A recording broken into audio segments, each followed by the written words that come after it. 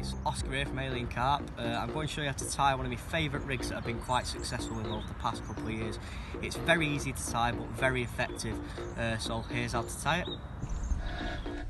Okay, so the first thing you want to do is take a length of £20 coated hook link. After that you want to put it into the stripper and strip back about 5 or 6 inches, maybe more if necessary. The reason we're doing this is because you're going to be using a long shank hook and you want to allow enough room for the whipping. Okay, now you're going to tie a very simple overhang loop knot on the bit that you've just stripped. This is going to create the hair that you're going to attach your boilie or your dumbbell to. Okay, now I'll take a small bit of hook silicone and thread it down on the coated side of the hook link, opposite to the part where you've just made the hair. This can be quite tricky depending on what size silicone you're using, but just put it in your mouth if you have to and slide it all the way down to the bottom as far as you can. Now take a long shank hook and thread the coated side of the hook link exactly the same way you put the silicone through the back of the eye and pull it right to the bottom.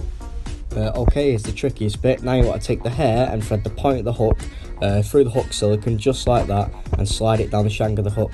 This can be quite tricky because of the barb. You don't make sure you don't damage your silicone because you will have to redo it. Okay, now I'll take dumbbells or boilie of your choice and take a baiting needle, put it through, and all you got to do then is simply just thread it straight onto the hair just like this. Okay, now take a boilie stop and lodge that dumbbell in place or boiler and pull it tight. Okay, now I'll pull the hair down to a length of your choosing, whether long or short, and just take the unstripped side now and whip it round 5 or 6 times, or do more if you like. And after you've done this, you want to take the coated side and thread it back through the eye of the hook. It's going to create the knotless knot. Okay, next you want to take an anti-tangle sleeve, long or short, or personal preference, and thread the other side of the hook link right through the thin end there and pull it through and slide that anti-tangle sleeve to the bottom. Now tie a simple overhang loop knot or use a link loop.